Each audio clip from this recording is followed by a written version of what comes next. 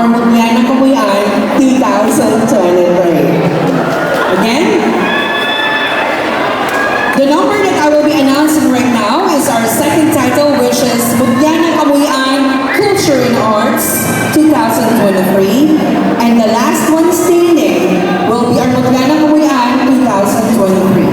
And to present the award, we request our multi-awarded Millennial Mayor, Honorable Jeffrey Senyo, together with Ms. Cristel Birigalado, and our OIC on Tourism, Ms. Curly Casilli.